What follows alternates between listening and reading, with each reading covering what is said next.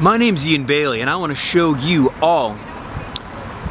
My name's Ian Bailey, and I want you to travel around the world with me to check out all the unanswered and unresolved questions that live in the ruins. My name's Ian Bailey, and I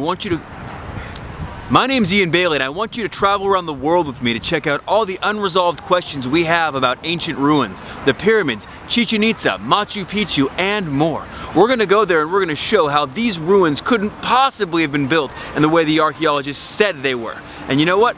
My buddy Steve, there's no way he's going to be able to do it right, because he's going to be pushing stones, pulling stones, grinding stones, and you know what? There's no possible way those civilizations could have done it in the way they said they did it.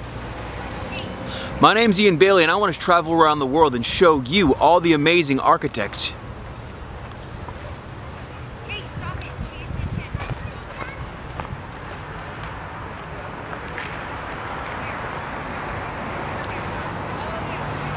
We're going to talk about mythology. We're going to talk about the different stories that these buildings. We're going to talk about the different stories that these buildings.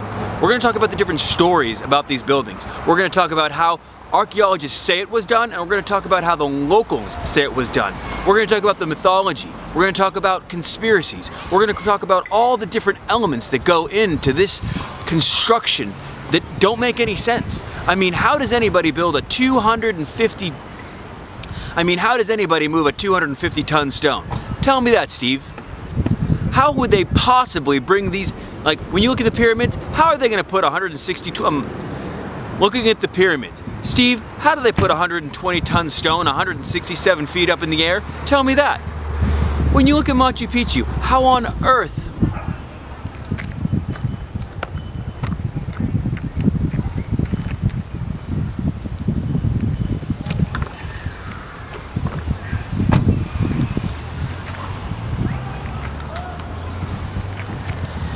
When you just look at Machu Picchu, you're telling me that the Incans pulled those stones all the way up to the top of the mountains, or they got all those stones quarried? I mean, you can just see the architectural difference. No way, Steve. There's no way that the way the archaeologists say it was done, it was done. There's just no way. No, we're going to look at the mythology, we're going to look at the history, and we're going to put those ideas to the test. I don't know how it was done, but the mythology has better answers than science. I'll tell you that right now, because I don't care how much leverage you've got, there's no way you're going to build something true north, south, east, and west and move that 400-ton rock that needs to be moved.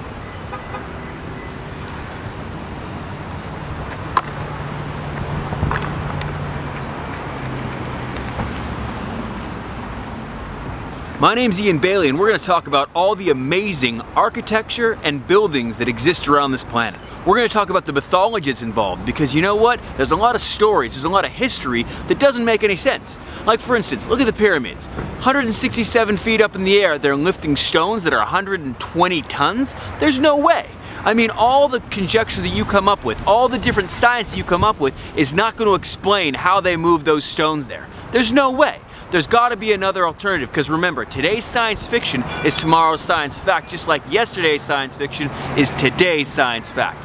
So Steve, I'm going to come and show you that my mythology makes way more sense than your science. There's no possible way that they could have done that. I mean, when you look at the history, you know, like, don't throw a bucket of water on me and tell me it's raining. There's no way, Steve.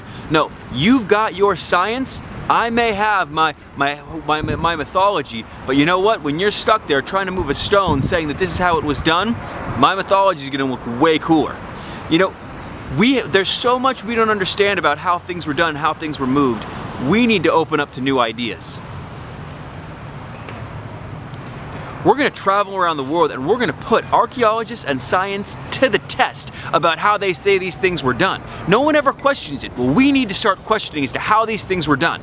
I'm going to go and I'm going to tell you how they think it was done. Then I'm going to tell you how mythologically how it was done. You know, these stories, these stories keep on being consistent. We need to recognize them. We're going to travel around the world, and I'm going to show you that a lot of the things that they say was done in a certain way, there's no way that it could be done. Steve's gonna come along and check it out, and he believes in science. So it's my mythology, my history, my concept of whatever might be against his science. And you know what? I think aliens might win a couple of these. Well, you know what? Aliens make a lot more sense than what you're talking about. You're talking about leverage, moving these stones, these massive stones, putting them in perfect place. I mean, my aliens coming to planet makes a lot more sense than you saying that 400 men moved this 100-ton stone. There's no way. There's no way that that could have happened, Steve. Your science is awesome, but my mythology makes more sense, especially when you look at the size and dimension of these stones. That doesn't make any sense. I mean, for all the practice that you want, we have trouble building these things today. You're telling me a Stone Age culture did it? Either the culture's different, the archaeologists are different, or we need to reevaluate how they did it. My name's Ian Bailey, and we're gonna travel around the world, and I'm gonna show you how archaeologists and scientists very well may have it wrong. And you know what? I've got a scientist along with me, and he's gonna show me how I was wrong. Or maybe he's gonna look pretty foolish.